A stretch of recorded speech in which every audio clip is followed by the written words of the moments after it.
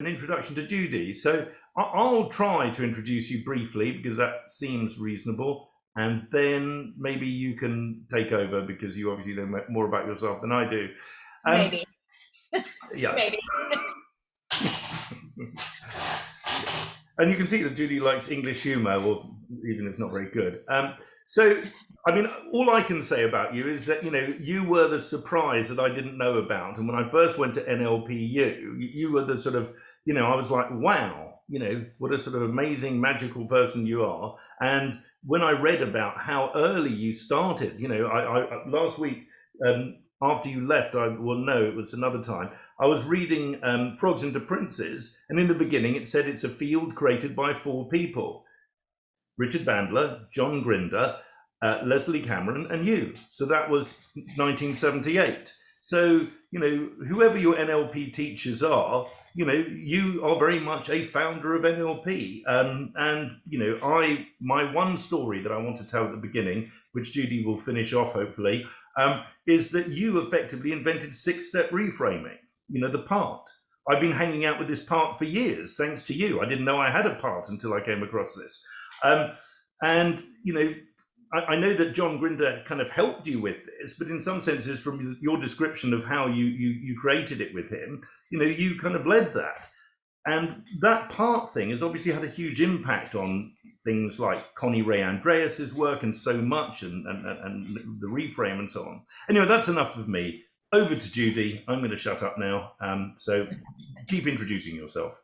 Okay, I'll keep introducing myself. So let me just, you know, no fake news is allowed here. So let me just reiterate that it really was a joint effort of John and I on the 6-step reframing as a process or as a technique. But what was really important, yeah, parts is parts, but it's about positive intention and the commitment to the sense of positive intention. But we were both ill. We both had horrible, like walking pneumonia or some crazy thing. And we were supposed to be presenting at a hospital in Vancouver, Canada the next day. And so with, you know, a shot of whiskey and 6-step reframing that we muddled our way through, we got through the next day. So as Robbie said, I've been around a really long time doing NLP.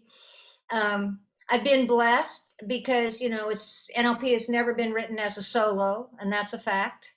It's always been written as at least a duo or duet or, you know, more. And I've had the opportunity to be around for all the generations or the descriptions. The first generation focusing on cognitive mind and representational systems and qualities of those systems and sequencing of those systems called strategies. And then around in the second generation with Turtles All the Way Down with John Grinder, which was, at least from my perspective, a moving of attention to another part of human experience related to relationship and what's happening in the space in between myself and another. And certainly, you know, people like Gregory Bates and people like Milton Erickson, Virginia Satir, were influencing at least me deeply and still continue to influence me deeply along the way. And then this third generation NLP with Robert, where it's, you know, focused on this idea of cognitive mind, somatic mind, and the mind that happens between us as human beings, where we create a field. And so it's about my relationship to myself and my relationship to you and my relationship to the larger systems in which we live and share. Had a chance to write a few books along the way with Robert, with John, and with Richard, and that's been exciting. And we all stood on somebody else's shoulders anyway. So thank you. I guess that's what I would say.